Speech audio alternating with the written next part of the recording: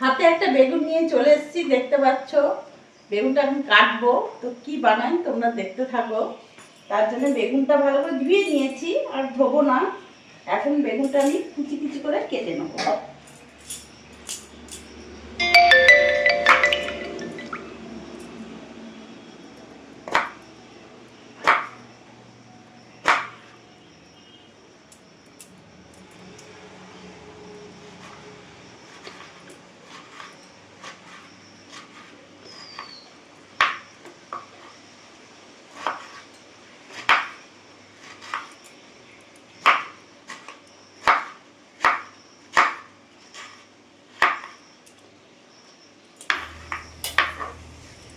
বেগুনটা কুচি কুচি করে কেটে নিয়েছি। এবার এখানে গ্যাসটা ধরিয়ে নেব। কড়াইতে রিফাইন অয়েল দিয়ে দিলাম।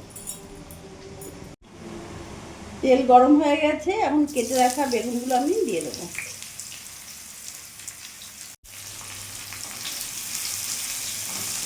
একটু নাড়াচাড়া করে নেব।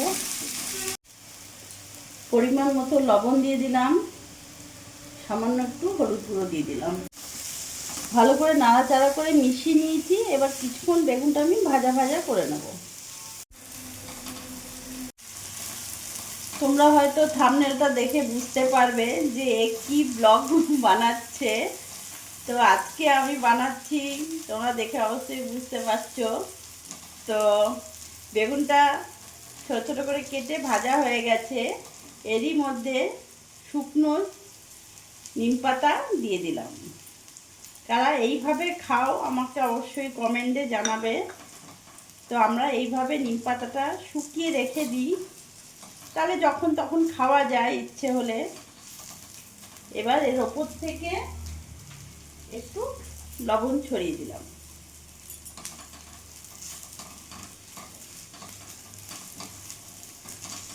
নিম পাতাটা তো অবশ্যই বাচ্চারা একদম পছন্দ করে না, হ্যাঁ, কিন্তু খাওয়া যে কত ভালো এটা সবাই আমরা জানি।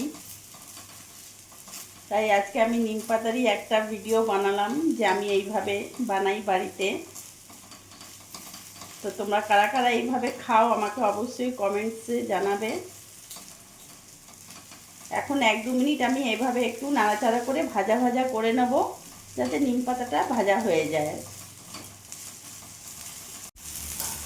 পুরো নিম পাতা ভাজার একটা গন্ধ বেরিয়ে গেছে, বোঝা যাচ্ছে যে নিম পাতাটা একেবারে হয়ে গেছে। এটা নিম বেগুন বলি আমরা। তো এবার গ্যাসটা আমি অফ করে দেবো, এবার নামিয়ে ফেলবো। তো নিম বেগুন একেবারে রেডি হয়ে গেছে।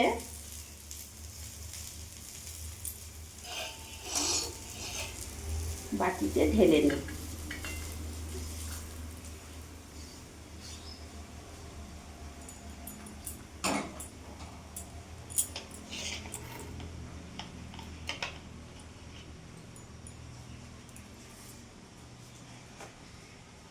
তো বন্ধুরা, আমি আজকে এই নিম বেগুন ভিডিওটা বানালাম। তোমরা হেসো না যে নিম বেগুন পোস্ট করছে।